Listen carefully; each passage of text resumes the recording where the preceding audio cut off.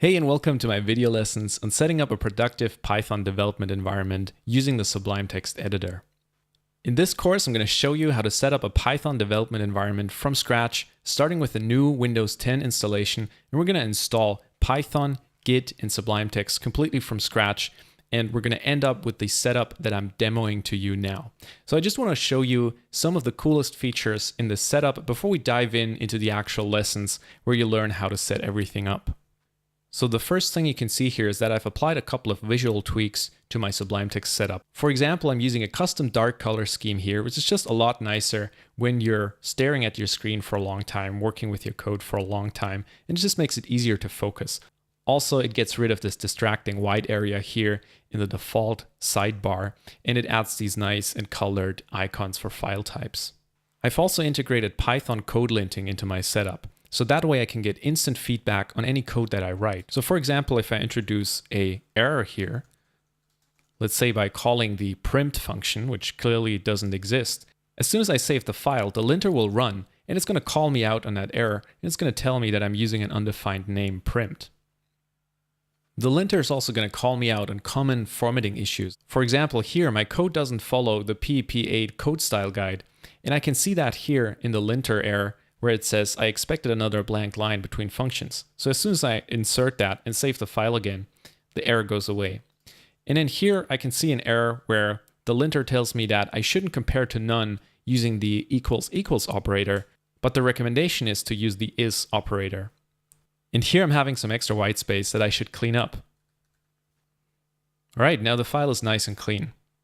Another cool feature that I'm going to show you how to add to your Sublime Text setup is Python code completion. So what I can do here is just type the name of a module, and already as I'm typing this out, I will get the doc string for that module and the Python documentation displayed in line so I can make sure that I'm actually using the right object here. As I type out a dot, I get all the functions in the time module, and then I can find the right one, again by checking the doc string that gets displayed in line. As soon as I accept that auto-completion, the doc string still stays here and tells me what the arguments to this function are. Of course, the auto-completion also works with modules. Let's say here we want to import the name tuple function from the collections module, and I can do that no problem, and again get the doc string displayed in line.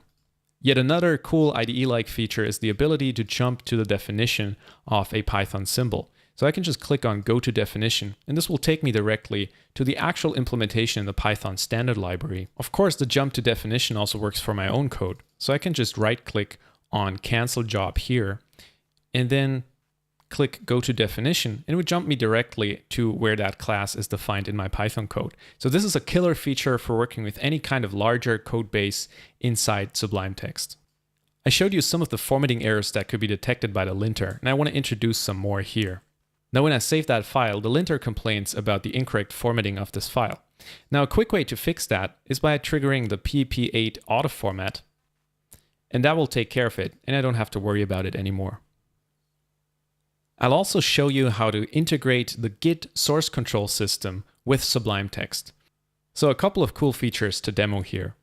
This file is actually part of a Git repository that I cloned earlier, and now when I go in and delete a bunch of lines here, or make modifications to this line. And as I edit the code, I get these symbols here next to the line numbers that are telling me exactly what was changed here. So for example, it tells me here that I modified a line, and here it looks like I deleted a bunch of lines. Now when I place the mouse cursor over this symbol, I can see what was changed here, and I can actually go and roll back the change directly from within Sublime Text. I don't have to work with an external Git tool to get that done, and it's really fluid and really flexible.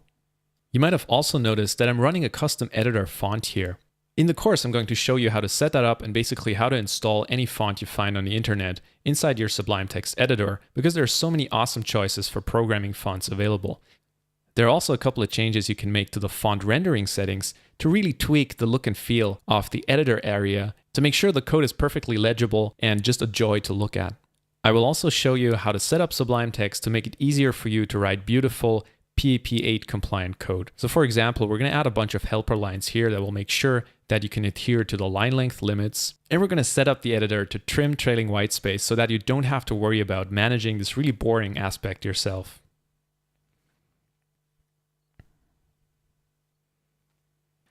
I will also teach you how to integrate Sublime Text with your command line setup with the subl command so that you can just go subl and then the name of a folder, for example, and it will open right up in your Sublime Text. Or you can use the subl command to create a new file, and it will open up in your editor immediately. There are many more useful things you can do with Sublime Text from the command line. For example, use it as your git commit editor, so you can write your commit messages inside Sublime Text with beautiful syntax highlighting and recommendations for line length again. Now, this was just an overview, and there are many more tips and tweaks in the full course. So I'm looking forward to work with you through the whole thing, and I'm going to teach you how to set up Sublime Text, Git, and Python, and really make them work together well so that you have a great setup that will work exactly the way you want it to.